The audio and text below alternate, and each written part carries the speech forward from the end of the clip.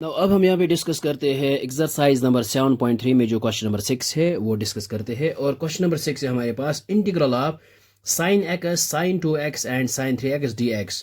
तो सबसे पहले हम यहाँ पे लिखते हैं इंटीग्रल एज इट इज़, और हम यहाँ पे मान लेते हैं ये है साइन एक्स और साइन 2x, और पहले हम यहाँ पे यूज़ करेंगे sine a into sine b, और इस साइन 3x को यहाँ पे एज इट इज़ रखते हैं, और ये है यहाँ पे dx।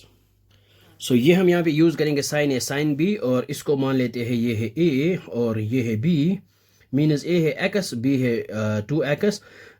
Sign A sine B equal आता है 1/2 into cos A minus B minus cos A plus B. So ये आएगा विच इज़ इक्वल टू यहाँ पे इंटीग्रल ऑफ, और साइन ए साइन बी ये आएगा पहले 1/2, और फिर आएगा यहाँ पे cos of A minus B. A है यहाँ पे x और b है 2x। फिर आएगा minus cos of a plus B, और यहाँ पे a है x और b है प्लस 2x। और इसके बाद है यहाँ पे साइन 3x, इसको एज इट इज़ यहाँ पे रखते हैं।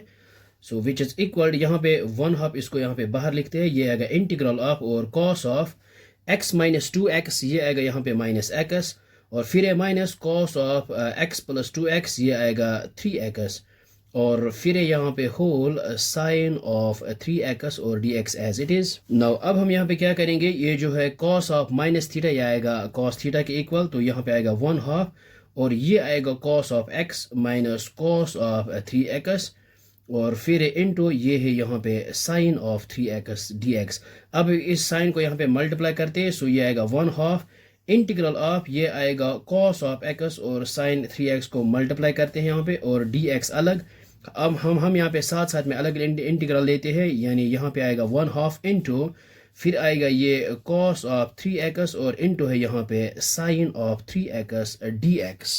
नो अब हम यहाँ पे यूज़ करेंगे कॉस है साइन b, तो a है यहाँ पे है ये x a, और यहाँ पे b है 3x, यहाँ पे भी यही यूज़ करेंगे cos a sine b। So ये हमने यहाँ पे लिखा है use cos A sine B which is equal 1/2 sine A plus B minus cos A minus B.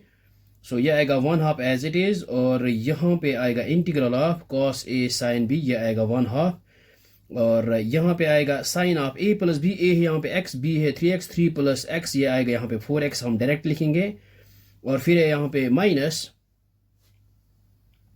और यहाँ पे है फिर cos a minus B. a है x, b है 3x, सो x माइनस 3x आएगा माइनस cos 2x, लेकिन ये आएगा प्लस, हम यहाँ पे लिखेंगे direct cos 2x, because we know that cos of minus theta which is equal to plus cos theta, which is equal to plus cos theta. तो यहाँ पे डायरेक्ट हम यही यूज़ करेंगे, और यहाँ पे आएगा dx।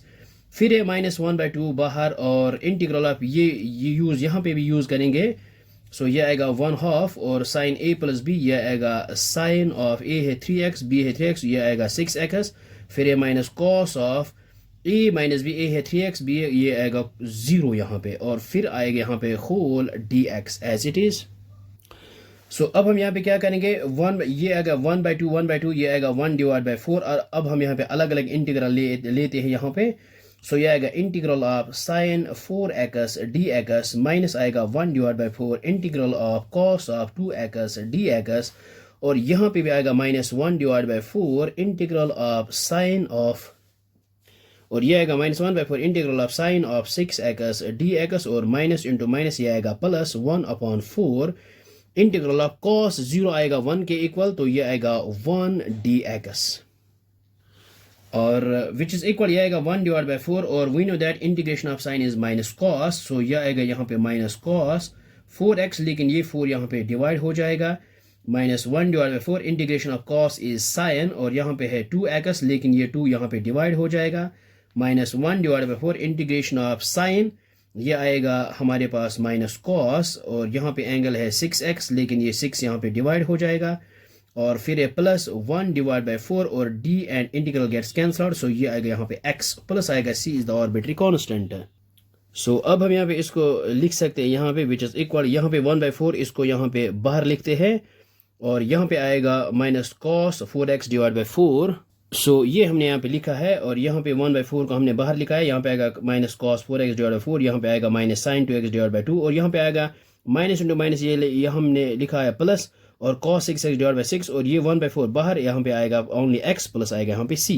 तो अब हम यहाँ पे इसको लिख सकते हैं 1 डिवाइड बाई 4 और पहले इसको लिख सकते हैं cos ऑफ 6x के बाद माइनस ये आएगा cos of 4x divide by 4 minus sine of 2x divide by 2 और प्लस आएगा यहाँ पे x और plus c। So this is the required integral of the given function.